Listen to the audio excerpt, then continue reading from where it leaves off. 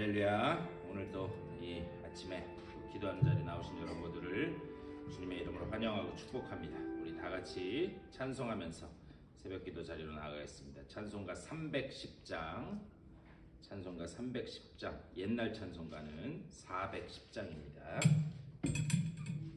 찬송가 310장, 옛날 찬송가는 410장. 다 같이 찬송하면서 하나님의 은혜로 찬송하면서 우리 새벽 기도 시작하겠습니다.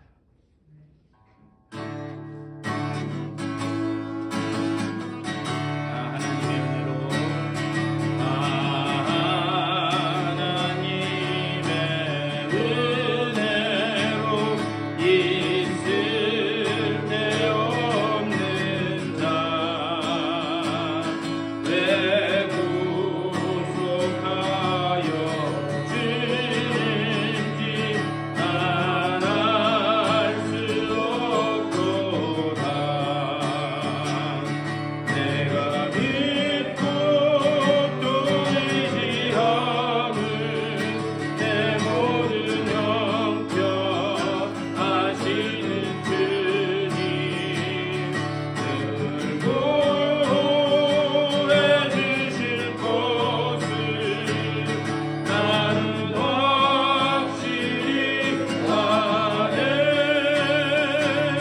왜 내게 굳세 믿음과 복음 주셔서 내 맘이 항상 편한지 난 알 수 없도다. 내가 믿고 또 의지함은 내 모든 형편 하시는 주님 보호해 주실 것을 나는 확실히 아네. 왜 내게 성령 주셔서 내 마음 감동해. 주 예수 믿게 하는지 난 알 수 없도다. 내가 믿고 또 의지함은 내 모든 형편 하시는 주님 늘 보호해 주실 것을 나는 확실히 아네. 주여 언제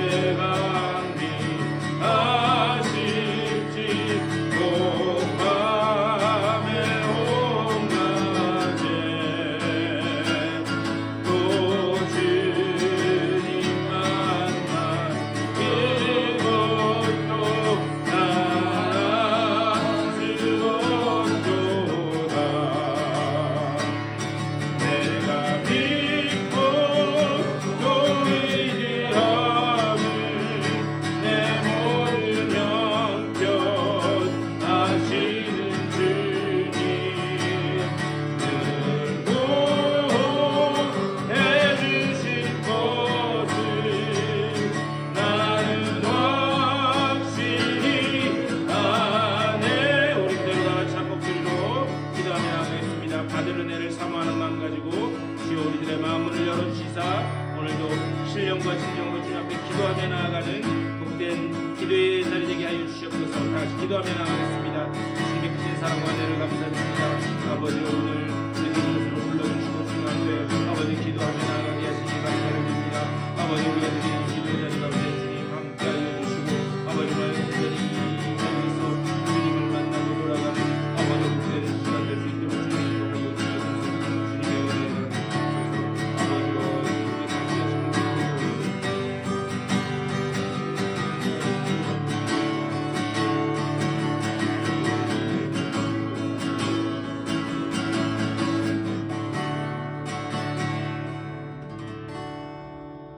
주님의 은혜를 감사드립니다. 오늘 이 아침에 또 주의 전으로 불러주시고 또 기도하며 하루를 또 시작하게 하시니 감사를 드립니다. 주여, 늘 우리의 영이 주님을 향하여 서 있길 원하오니 우리들을 붙들어 주시되 우리들의 마음 문을 열어주시고 우리들의 영의 눈과 영의 귀를 열어주셔서 오직 주님의 은혜의 보좌 앞으로만 나아가는 우리 모두가 되게 하여 주시옵소서. 오늘 이 아침에도 주님의 말씀을 나눌 때에 주의 음성이 들려지게 하여 주시고 또 그 가운데 주님의 뜻이 깨달아져서 말씀 붙잡고 승리하는 귀하는 날 될 수 있도록 복내려 주시옵소서. 감사드리 주 예수 그리스도의 이름으로 간절히 기도드리옵나이다. 아멘. 우리 다 같이 하나님의 말씀 보시겠습니다.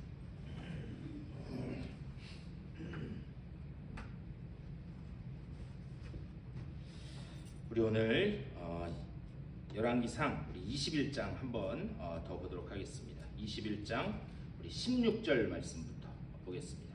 21장 16절부터 26절까지의 말씀입니다.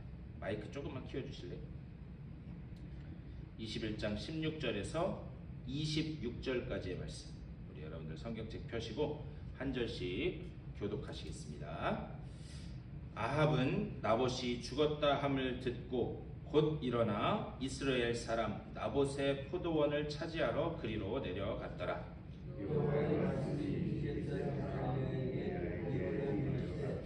너는 일어나 내려가서 사마리아에 있는 이스라엘의 아합 왕을 만나라. 그가 나봇의 포도원을 차지하러 그리로 내려갔나니 너는 그에게 말하여 이르기를 여호와의 말씀이 네가 죽이고 또 빼앗았냐 하고 하고 또 그에게 이르기를 여호와의 말씀이 개들이 나무에 깃을 같은 곳에서 개들에게 이고 네 몸에 기도하리라 하리라. 아합이 엘리야에게 이르되 내 대적자여 내가 나를 찾느냐. 대답하되 내가 찾았노라. 내가 내 자신을 팔아 여호와 보시기에 악을 행하였으므로 여호와의 말씀이 내가 재앙을 내리려 너를 쓰러보게 내게 속한 자들은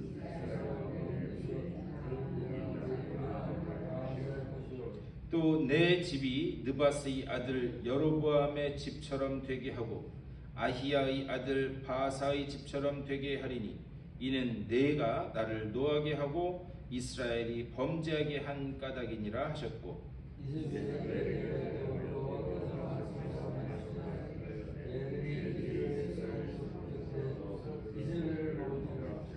아합이 속한 자로서 성읍에서 죽은 자는 개들이 먹고 들에서 죽은 자는 공중의 새가 먹으리라고 하셨느니라 하니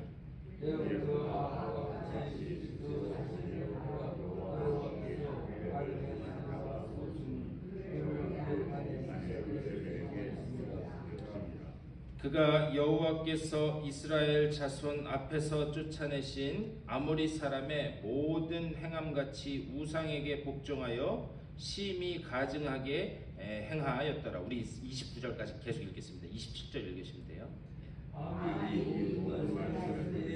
그의 옷을 찢고 굵은 배로 돌을 감고 음식하고 굵은 배에 여호와의 말씀이 디셉 사람 엘리야에게 임하여 이르시되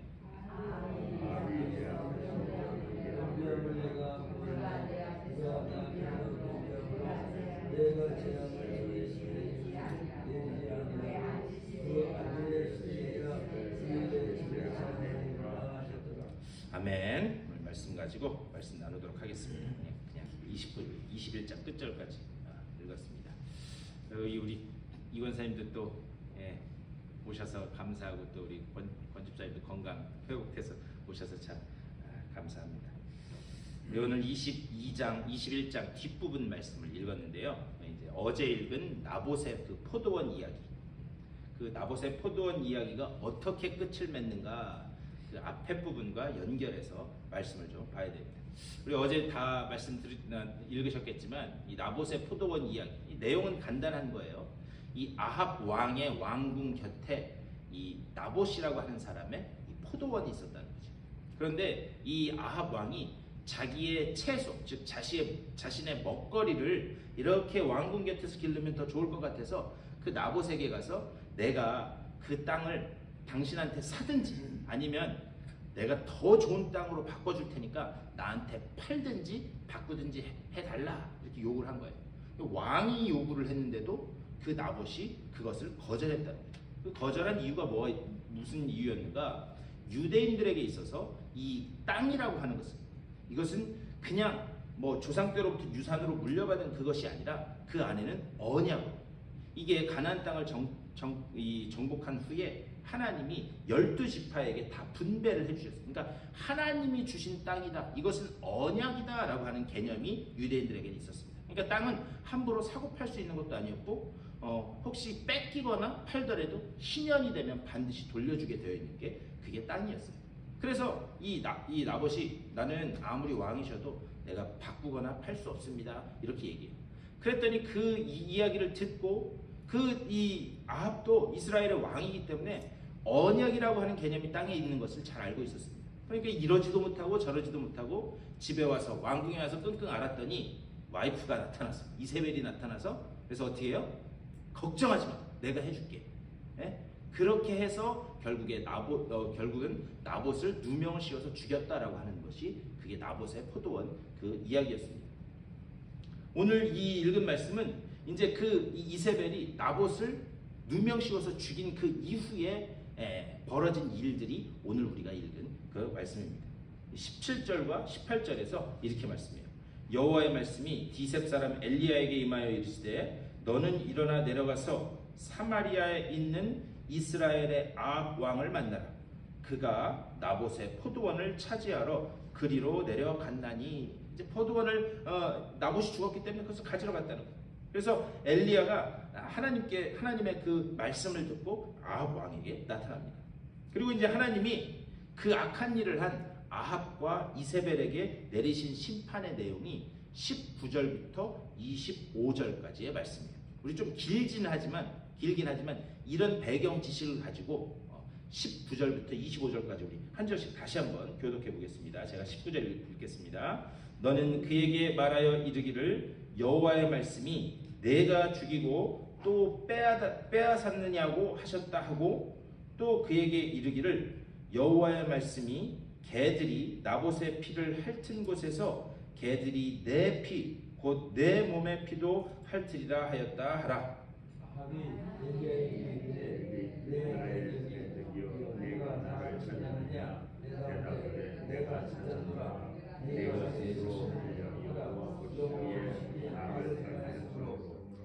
여호와의 말씀이 내가 재앙을 네게 내려 너를 쓸어버리되 네게 속한 남자는 이스라엘 가운데 매인자나 노인자를 다 멸할 것이요 또 내 집으로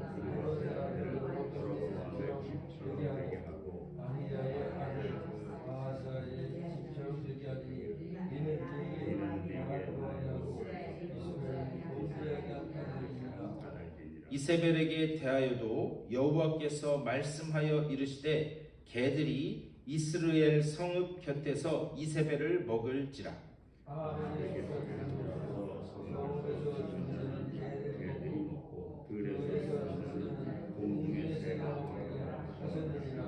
우리 25절 다 같이 읽겠습니다. 예로부터 아합과 같이 그 자신을 팔아 여호와 앞에서 악을 행한 자가 없었음은 그를 그의 아내 아세벨이 충동하였습니다. 아멘. 이게 새벽에 읽기에는 좀 과격한 내용이죠. 그 최후가 얼마나 비참한지 그 시체를 개들이 먹고 그 남은 것을 공중의 새가 먹는 그런 비참한 최후를 맞을 것을 이렇게 말씀합니다. 근데 우리는 지금 아합과 이세벨의 그 악행에 대한 그 말씀이 어디서부터 시작됐냐면 16장 뒷부분부터 시작됐어요. 그래서 16장 뒷부분부터 17, 18, 19, 20, 21 오늘 21장까지 이렇게 길게 그 아합과 이세벨이 얼마나 악한 사람들이었는가라는 것이 계속돼서 기록되어 있습니다. 근데 여러분 이제 우리 새벽에 계속 지금 며칠 동안 말씀을 봤는데요. 여러분이 보시기에 아합이 주역인 것 같으세요? 이세벨이 주역인 것 같으세요? 네? 여러분 어떻게 생각하세요? 네? 이세벨 뭐 누가 주역이면 어때? 뭐 그러세요? 네. 네. 어떤 분은 아합이라고도 말씀하시고 어떤 분은 이세벨이라고 대부분 이세벨이라고 말씀하시는 것 같아요. 그런데 말씀을 자세히 잘 보면 사실 아합이 주역입니다. 이게 무슨 얘기인가? 아합 속에 그 죄악의 뿌리가 있었기 때문에 그가 그 일들을 한 거예요.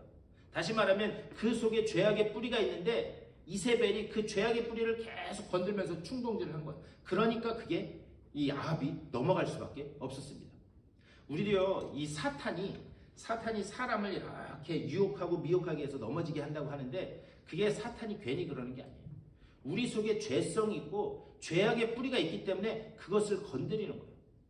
그래서 넘어집니다. 이게 또 예를 들면 그런 거예요. 우리는 가인을 살인자라고 합니다. 가인을 살인자라고 하는데 그가 살인을 했기 때문에 살인자가 아닌 거예요. 그 속에 죄성이 들어가 있었는데 그 죄성이 건드려지니까 그 죄성의 결과로 나온 것이 살인이라고 하는 그런 행동이었습니다. 그러니까 이와 마찬가지로 아합도요, 그 속에 하나님을 멸시하고 그리고 계속 우상에게로 가고자 하는 그 죄성이 그 속에 있었던 거예요. 그런데 이세벨이 옆에서 계속 여기 제일 끝에 보면 충동했다라고 그러잖아요. 충동질했다고. 예. 그가 만약에 그런 모습이 없었다면 그러면 이세벨이 아무리 그렇게 할지라도 그는 넘어지거나 흔들리지 않았을 겁니다.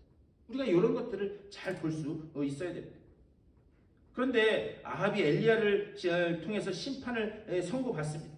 그러자 갑자기 태도를 돌변해요. 그게 27절 말씀이에요. 아합이 이 모든 말씀을 들을 때에 그의 옷을 찢고 굵은 배로 몸을 동이고 금식하고 굵은 배에 누우며 또 풀이 죽어 다니더라. 그러니까 그 당시에 굵은 배로 옷을 찢고 굵은 배로 몸을 동이고 이거는 철저하게 회개할 때 하는 그런 그 행동, 퍼포먼스였어요. 그럴 뿐만이 아니라 그가 풀이 죽어 다녔다 이렇게 말씀하고 있습니다. 그렇다면 여러분 한번 가만히 생각해 보세요. 이 아합의 회개가 진짜였을까요? 가짜였을까요? 진짜였을까요? 가짜였을까요? 이게 혼란스러운 이유는 왜 그러냐? 하나님의 반응 때문에 이게 헷갈려요. 이게 진짜인지 가짜인지. 16장부터 21장까지 말씀 보면 아합과 이세벨의 수많은 악행이 기록되어 있습니다. 그리고 거기에 하나님이 계속해서 경고하세요. 그리고 그 경고 속에서 그들은 얼마든지 하나님 앞에 돌아올 수 있는 기회가 있었습니다.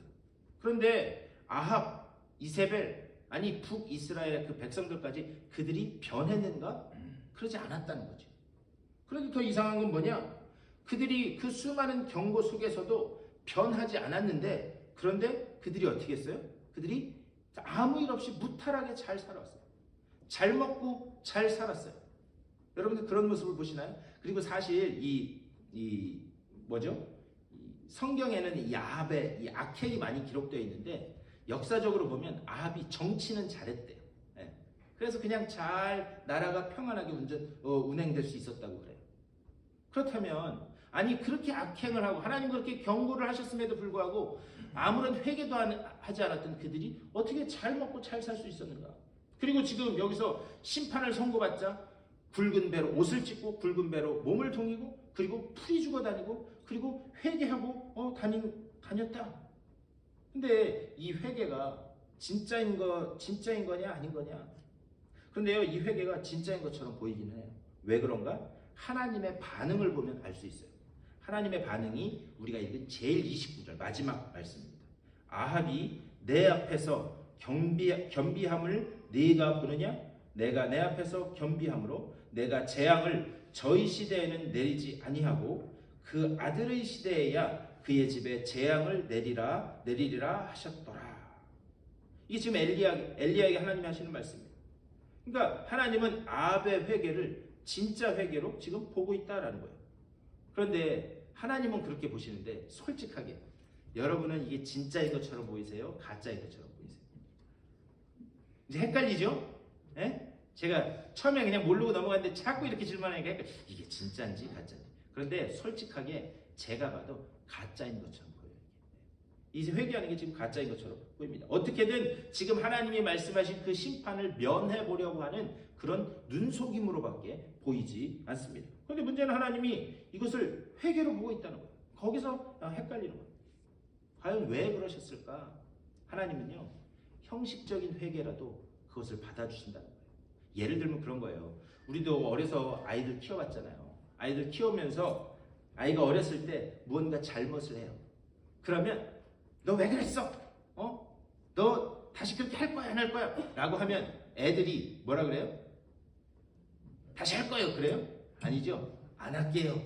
그런데 부모 입장에서, 부모된 입장에서 그게 진짜인지 가짜인지 알아요, 몰라요? 네? 제가 무슨 말씀드리는지 이해가 되시나요? 네. 알아요. 알면서도 속아주는 거죠. 그래, 다시는 그렇게 하지 마. 그렇게 하고 용서하잖아요. 그런 차원이라고 하는 것을 이해해야 됩니다. 하나님도 그것을 회개로 인정하는 거예요.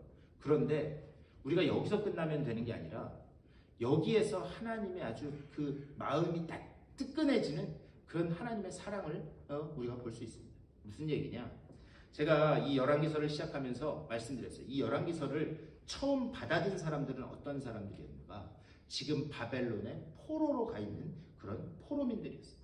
그들은 매일같이 내리쬐는 그 태양 아래서 등에는 채찍이 내려꽂히고 그렇게 수많은 고통 가운데 있는 그들에게 처음으로 들려진 말씀이 바로 이 열왕기서의 말씀입니다.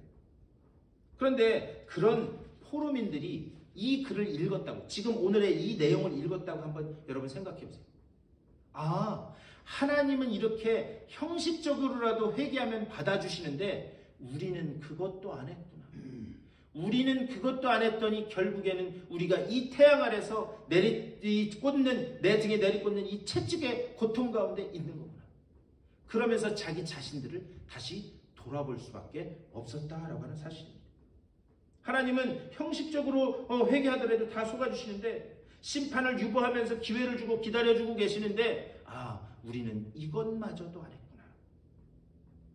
하나님이요, 왜 엘리야를 다시 불러서 아합 앞에 세우시는가? 물론 그에게 심판의 말씀을 선포하라고 말씀을 하셨지만 여러분 한번 가만히 생각해 보세요. 만약에 아합과 이세벨을 그냥 쓸어버리려고 심판하려고 했다면 굳이 엘리야를 부를 필요도 없었어요. 하나님이 직접 손대시면 되는 거였어요. 그런데 하나님과 아합과 이세벨 그리고 북이스라엘 그 사이에 엘리야를 다시 세우시는 것은 뭔가? 그래도 언젠가는 돌아오겠지. 하나님이 더 한 번 더 기회를 주시고 끝까지 참고 기다리시는 그 하나님의 마음을 이 이야기에 그렇게 담고 있는 거예요. 그러니까 하나님은 끝까지 어떻게든 너희가 깨닫고 정신 차리고 돌아와라. 하나님은 끝까지 기다리시는 분이다. 그래서 제가 여러 번 말씀드렸어요. 아브라함이 믿음의 조상이라고 불리는 이유는 그가 어떤 믿음이 본받을 만한 그런 이유에서 그를 믿음의 조상이라고 부르는 것이 아니라 그 아브라함이 믿음의 조상의 자리에 가기까지 하나님이 얼마나 끊임없이 아브라함을 설득하시고 얼마나 끊임없이 그를 기다리시고 그리고 얼마나 그를 놓지 않고 붙들고 계셨는가, 그것을 가장 잘 보여주는 인생이 아브라함이기 때문에 우리는 아브라함을 믿음의 조상이다라고 부른다고 말씀드렸습니다.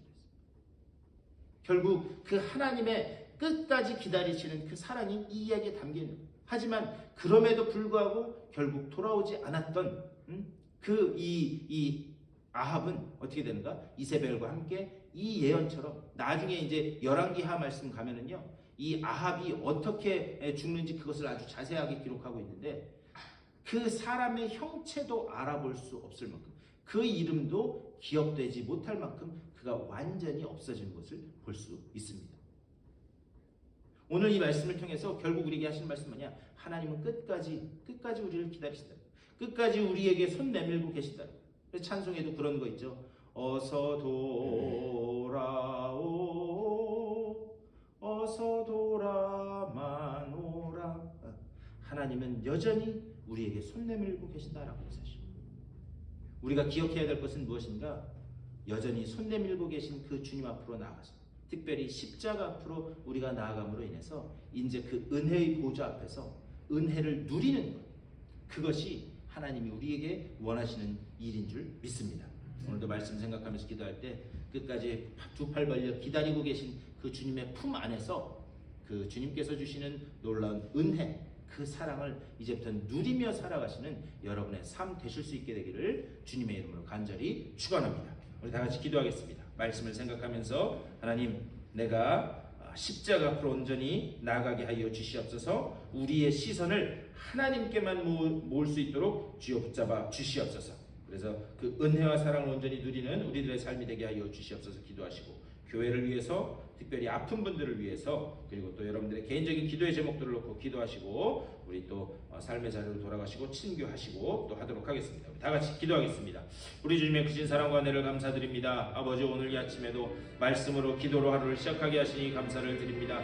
아버지여, 끝까지 두 팔 벌려 기다리고 계시는 그 주님의 품 안으로 다시 돌아가는 우리들 되게 하여 주시옵소서. 우리의 시선을 하나님께 모으고, 아버지 정말 주님께서 우리에게 하시는 그 음성에만 귀 기울이며 나아가는 우리 모두가 될 수 있도록 주여 붙잡아 주시옵소서. 아버지여, 주님께서 기회를 주실 때에 주님의 품으로 나와 아버지 정말 주님 앞에 온전히 회개하며 나아가는 아버지 주님의 거룩한 백성들 되게 하여 주시고, 아버지의 형식적인 회개가 아니라 아버지 우리의 그 영혼 저 깊은 곳에서 나오는 그런 진정한 회개로 하나님 앞에 아버지여 기도를 올려드리며, 아버지 정말 주님 기뻐하시는 거룩한 흰옷 입은 천국 백성들로 다 서는 우리 모두가 될 수 있도록 주여 붙잡아 주시옵소서. 아버지, 우리 교회를 주님께서 붙잡아 주시옵소서.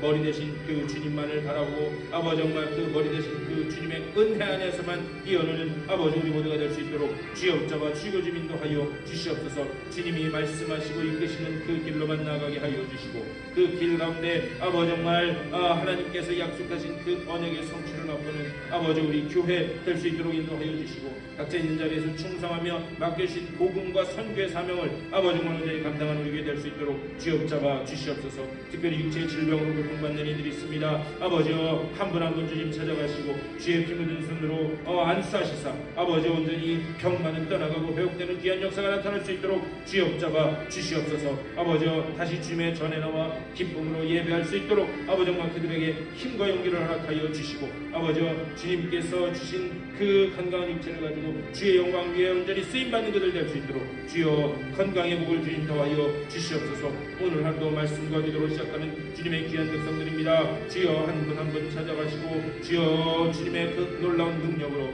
은혜로 믿음으로 채워주시사 아버지 정말 오늘 하루도 말씀 붙들고 아버지 온전히 승리하고, 말씀 가운데서 주님의 그 놀라운 뜻이 깨달아지며 아버지 정말 그 가운데 온전히 주님의 그 은혜의 보좌 앞으로만 나아가는 아버지 정말 그 안에서 하나님 약속하신 만큼 모든 것을 맛보는 귀한 날 될 수 있도록 주여 붙잡아 주고 주님께서 인도하여 주시옵소서.